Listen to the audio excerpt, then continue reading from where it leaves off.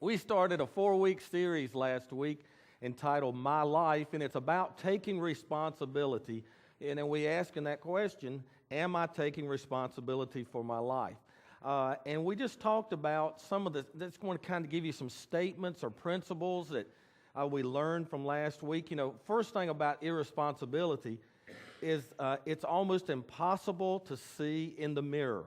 It's so easy for us to see it in other people that they're irresponsible, so hard for us to see it ourselves. Another thing is irresponsibility isn't a personal or private thing. We think that you know, it's my life and how I do it, whether I'm responsible or irresponsible, that's on me, that's just me. But we learn that our irresponsibility leads to somebody else being affected. Somebody sometime is going to have to clean up our mess. We also learned something very important, is that we were created to be responsible. We go all the way back to the Genesis, the very beginning of mankind. We see that God gave people responsibility. It started off with very few rules and a lot of responsibility. So that's important, and it led to the thought and the principle that we're happiest when we're doing a good job. We're happiest with ourselves. We're fulfilled. We feel complete when we're doing a good job. And we talked about, you can see that in children. When they have a job to do and they do it, they're at their happiest thing. Now, we didn't talk about 3 points to remember, but some of those statements or principles to carry with us through the week. Today, I want to just kind of come at it the same angle. We want to talk about a principle. And the first principle I want to talk to you about this morning has nothing to do with the Bible. Do any of you remember Archimedes' principle? You know, you learned that in school, Archimedes' principle. And he wasn't a principal at a high school named Archimedes. This was a scientist, a mathematician named Archimedes. And he basically explained why rocks sink and boats float. Why when you put one thing in the water, it won't sink, and something else does sink. And, you know, it comes down to just those things. The buoyant force is equal to the displaced liquid. Don't worry, it's not going to be a test or anything. But it's basically if the weight of the water that is displaced by the object is less than the weight of the object will sink. And so that's why it's important how a boat is designed and the hull and things like that. You know, and it kind of makes you ever wonder why an aircraft carrier floats and a rock will sink. A little tiny rock will sink, but an aircraft carrier, 97,000 tons is what a U.S. aircraft carrier weighs these days. That's 194 million pounds, but yet a small pebble will sink. Archimedes was born in 287 BC, and he made this discovery, as crazy as it sounds, while taking a bath. He noticed when he got in the bathtub that the water level rose, and the further down in the water he went, the more of his body he put in the water, the more the water rose, and he was, Eureka, I've discovered it, and that led to this discovery. He didn't invent it, he discovered it, because boats had floated and rocks had sunk long before Archimedes. It's a principle. It's not good, it's not bad, it just is. And like all principles, you can use it to take advantage of, or you can ignore it and suffer for it. You take advantage of it, and you will be blessed. If you don't, you'll suffer for it. Gravity is a principle. You can argue with gravity, you can disagree with gravity, but it doesn't change anything. Gravity is a good thing if you're walking on the ground, but if you climb up on a roof and say, I defy gravity, and jump off, it's going to work against you. You don't want to do those kind of things. Today, I want to talk about the same type of thing, a principle that is at work in our lives. In the background, it's working every minute of every day. It's not as immediate with results as Archimedes' principle. You know, we pretty much know real quick whether something's going to sink or float. But this principle is woven throughout the Bible. It's working whether we agree with it or we believe it, whether we believe in God or believe the Bible or not. It's still working. Same thing. Leverage it and we prosper. Work against it, and we will suffer. Now, here it is. You ready? People reap what they sow. People reap what they sow. We know this is so true. Nobody disagrees with this. We know it's true. We live in a farming community, and we see farmers, what they plant, how much they plant, will determine what kind of harvest, what they will reap, how much they will reap. We see it in our physical bodies. If we eat fast food 3 meals a day, it's going to reflect in our bodies. What kind of body, what kind of health we have. And that's what we're going to talk about. Well, we also see it's true spiritually. Spiritually, it's true in us. Paul wrote a letter, and I said it's woven throughout the Bible. One of those places is in the book of Galatians. Paul wrote this letter to the church at Galatia. If you want to turn there to Galatians chapter 6, that's where we're going to spend all of our time. If you don't, it'll be on the screen, and you can follow along there. But in Galatians, he's writing, and he's dealing with some themes like he always does as he's writing. One place he's talking about, our sinful nature. If we sow and live with a sinful nature, that's the kind of harvest that we're going to reap. It's not going to be a good thing. And then it leads over into another section where he talks about our responsibility towards someone else who is fallen in their sin, and our responsibility to help them up. And then it leads right over into chapter 6, and this is kind of where we pick up. Galatians chapter 6, starting with verse 1. It says, "Brothers, if someone is caught in a sin, you who are spiritual should restore him gently, but watch yourself, or you also may be tempted." We know that's so true. We want to help, but we need to be careful that we're not tempted in the same way. Caught. That word caught, makes me think about that I got caught doing something, that they caught me, they saw me, the police got me, something like that. But really the Greek here is saying more it's entangled. You tripped up and you failed. It wasn't that you got caught by somebody, but you got caught up in a sin. And he says it's our responsibility to help somebody like that. Verse 2, carry each other's burdens. And in this way you will fulfill the law of Christ. This is a reference to the law of Christ. He talked about it in chapter 5 if you went back there and read. And the law of Christ is to love your neighbor. He says fulfilling the law of Christ is to love your neighbor. Verse 3, if anyone thinks he is something when he is nothing, he deceives himself. And here I wanted to put up the New Living Translation as well. I like the way it says it there. It says, if you think you are too important to help someone, you are only fooling yourself. You are not that important. I like that translation. He says, you're fooling yourself. If you think you're too important, you're deceiving yourselves. Now, how do we get to the point that we're too important or too of anything to be helping somebody? It's usually when we compare ourselves to people. When we get into the habit of comparing ourselves to people, we start making judgments that we don't need to help, or we're too busy to help, or we have better things to do. We come up with statements like, well, I know I'm not perfect, but compared to them, I'm a saint.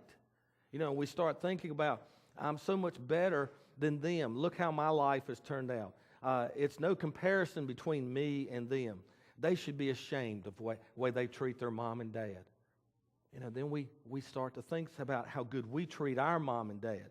They should be more like me. If they knew the Bible the way I knew the Bible, they wouldn't talk like that. And we begin to think and live that way. And so we eventually come up with, I've got more important things to do than to fulfill this law of Christ that he talks about. Verse 4, he says, each one should test his own actions, then he can take pride in himself without comparing himself to somebody else. And once again, I like the New Living. He says, pay careful attention to your own work, for then you will get the satisfaction of a job well done, and you won't need to compare yourself to someone else. This is a good pride. This is satisfaction with you knew you did your best, that you did the right thing. And it has nothing to do with comparing to someone else, tearing somebody down to build yourself up.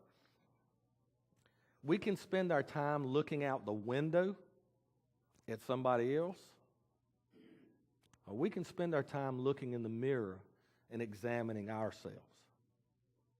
If we spend our time looking at other people, all we'll do is come up with excuses for why the way we are. But if we'll look in the mirror and look at our own lives, not compared to somebody else's, then we will make progress. So you can make a decision whether you want to make excuses or you want to make progress. Then verse 5, he says, "For each one should carry his own load."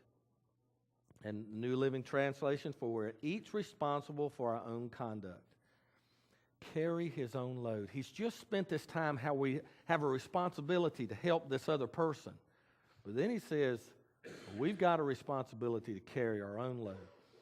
Just in case you're sitting here and going, and Paul is saying, just in case you're sitting there going, I don't have to do my best because I know they've got a responsibility to pick me up when I fall.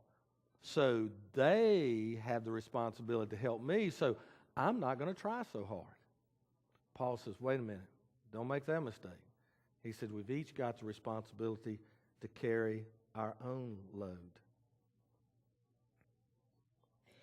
Paul says we are responsible. Don't excuse yourself from responsibility because you have a mama or because you have a daddy or you have a church that will help you. And don't look at others. Look at yourself. Don't make excuses. Do your job. Fulfill your responsibilities to your family, to your friends, to your church, to God, to whomever. Now, next in line is verse 6. And we're going to skip over verse 6. It's an important verse, but it really doesn't deal with what we're talking about here. It's an important verse, and that's for another day. And it's about how your responsibility towards your leaders and how you should take care of them in the church. But we're going to save that for another day. So just go to verse 7. It says, "Do not be deceived. God cannot be mocked.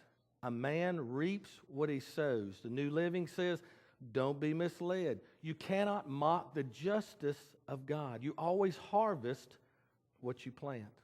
Now, this is the second time he says, do not be deceived. You know why he says it twice? Because we're so good at it. We're so good at deceiving and deceiving ourselves. And this is another theme that is just woven all through the Bible about deception, whether we're being deceived or we're deceiving ourselves. We're so good at hearing what we want to hear and believing what we want to believe. We become so good at it that we begin to believe that we're above the principle of what you sow is what you reap. We think that we can make excuses. We can get out of things.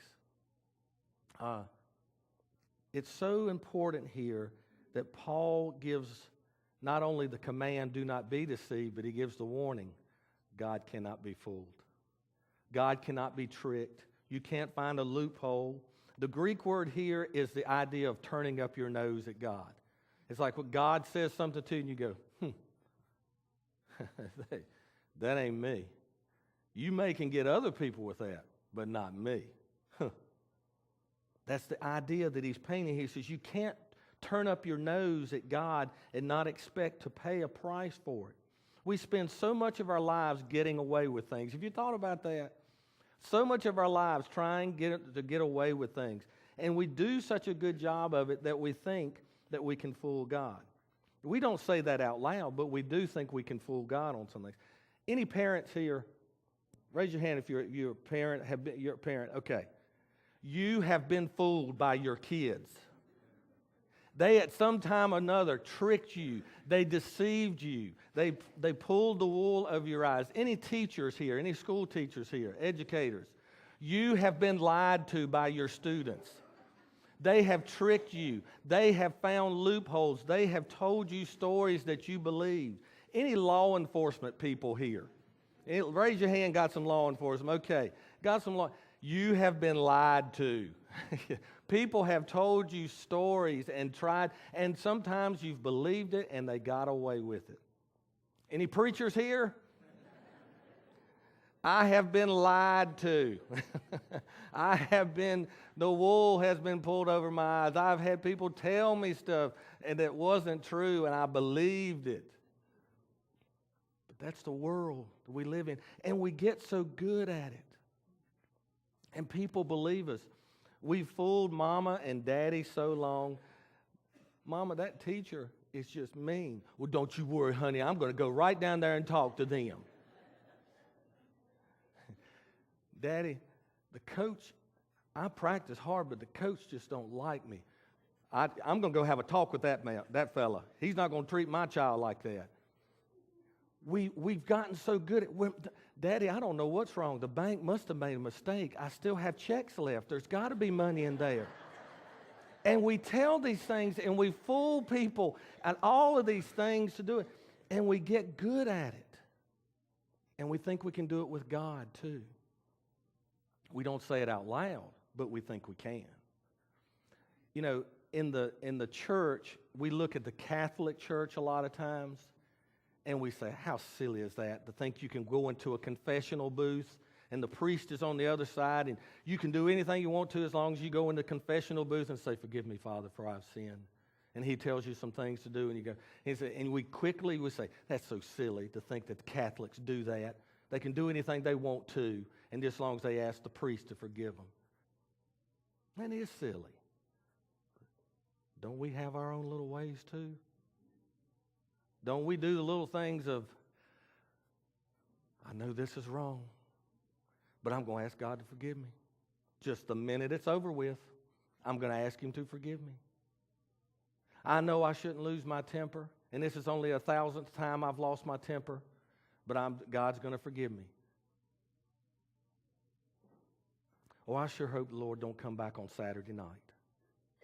I hope the Lord comes back on Sunday afternoon right after we've said the blessing for lunch, because that's the best chance I'm going to have to get to heaven, because I hadn't done anything wrong. And we think that somehow we found some loopholes that God doesn't see. You know, God is never sitting there going, you got me that time, Greg. I didn't see that one coming, but I'm going to close up that loophole. We don't fool God. Here he says you can't fool the justice of God. You can't cheat the justice of God. We reap what we sow. Here's another place that we get off track. So easy as Christians to get off track. This principle doesn't say you reap what you sow unless you say a prayer real quick or unless you start going to church. And this is where people mess up. We'll live our whole lives sowing bad things. And then right when things start to get bad, we go, oh God, let me turn my life over to you. And God forgives us of our sins. But you know that principle of sowing and reaping, that doesn't make it go away. So some bad things happen to us, even after we prayed and after we become a Christian, and we go, I don't know where God was for me. I turned my life over to Him and He hasn't been there for me. No, He was there. He was there when He told you the principle of sowing and reaping. And He forgave you instantly, but there's still some things that's going to wash up on the shore from your past sowing. In March of 2011, we don't say a tsunami, we say the tsunami hit Japan. And we remember seeing on television all the damage that was done to that country. And as the water washed in, and then as it went back out to sea, it carried all of that debris. Everything that you can imagine was washed out to sea.